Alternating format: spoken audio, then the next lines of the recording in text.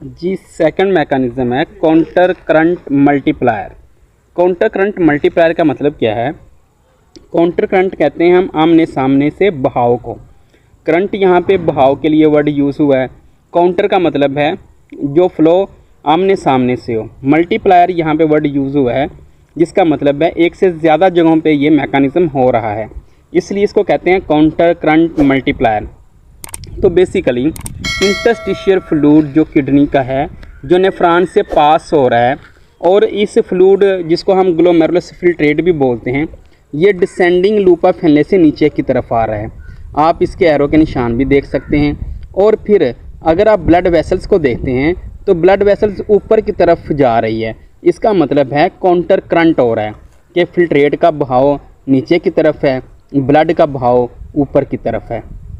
तो इससे क्या होता है कि मैक्सिमम रीअब्जॉर्प्शन ऑफ मटेरियल हो सकता है, या पैसेज ऑफ मटेरियल ज़्यादा हो सकता है, या आप कह लें एक सिंपल वर्ड में कि मटेरियल को क्रॉस करना आसान होगा। जैसे कुछ साल्ट्स और वाटर इजीली ब्लड वेसल्स में चले जाएंगे। डिसेंडिंग लूप ऑफ फैनले से मोस्टली वाटर ही जो है ब्लड वेसल्स के अंदर आएगा। तो ये फैसिलिटेशन मिलेगी जब ये काउंटर करंट मैकेनिज्म के ज़रिए पास होगा है, जिसको असेंडिंग लूप ऑफ फैनले बोलते हैं। असेंडिंग लूप ऑफ फैनले के अंदर जो फिल्ट्रेट है वहाँ से सोडियम ब्लड वेसल्स जो है जो नीचे की तरफ डाउन मूव कर रही है उसके अंदर आ जाता है। यहाँ पे भी काउंटर करंट है कि आमने सामने से फ़्लो हो रहा है।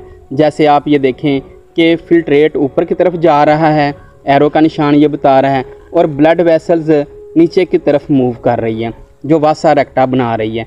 तो इस तरह ये काउंटर करंट हुआ, और इस काउंटर करंट के नतीजे में भी क्रॉसिंग जो हुई है मटेरियल की वो ज़्यादा मकदार में होगी, और इस तरह रीअब्जॉर्प्शन करवाना नेफ्रॉन के लिए बहुत आसान होगा। तो फिल्टर जो है वो बैक जो है किडनी को मिल जाएगा, और आखिरकार यहाँ पे हम ये कह सकेंगे यूरिन जो प्रोड्यूस होगा वो कंसनट्रेटेड होगा।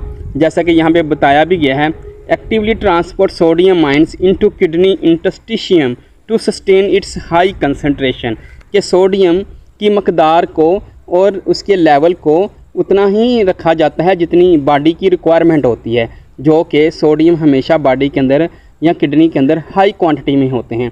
तो इस काउंटर करंट मैकेनिज्म के ज़रिए इसको बॉडी से बाहर की तरफ वेसल्स के अंदर भेजा जाता है।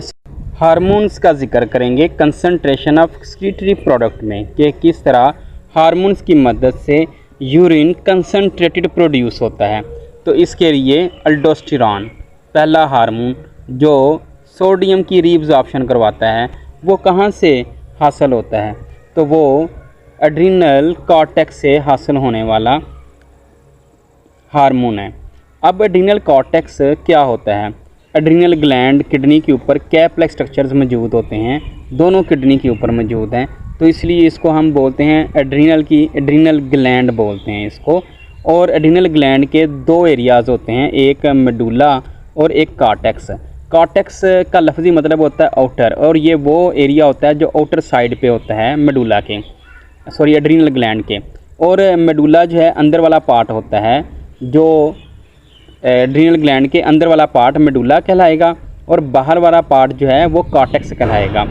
और ये जो कॉर्टेक्स है ये एल्डोस्टेरॉन रिलीज़ करवाता है। एल्डोस्टेरॉन एड्रिनल कॉर्टेक्स से रिलीज़ होने वाला, सिक्रीट होने वाला केमिकल है, और ये सोडियम की रीअब्जॉर्प्शन करवाएगा। इसका एक ही काम है नेफ्रॉन के अंदर कि सोडियम की रीअब्जॉर्प्शन करवाना। दूसरा हार्मोन है एडीएच, एंटी डायरेटिक हार्मोन। ये एंटी डायरेटिक हार्मोन ब्रेन के अंदर बनता है, और इसको पोस्टीरियर पिट्यूटरी ग्लैंड के अंदर स्टोर किया जाता है। तो पोस्टीरियर पिट्यूटरी ग्लैंड से ये एडीएच रिलीज़ होता है, और उस वक्त रिलीज़ करवाया जाता है जब पानी की शदीद कमी होती है बॉडी के अंदर, या आस्माटिक हाइपोआस्माटिक इन्वायरमेंट होता है बॉडी का, कम से कम पानी होता है बॉडी के अंदर। तो किडनी की तरफ जाने वाले फिल्ट्रेट जो ब्लड होता है उसमें से फिल्ट्रेट में से पानी को दोबारा नेफ्रॉन से, और वो भी डिसेंडिंग लूप ऑफ फैनले से अलग कर लिया जाता है, और दोबारा उसको कलेक्ट कर लिया जाता है किडनी की तरफ।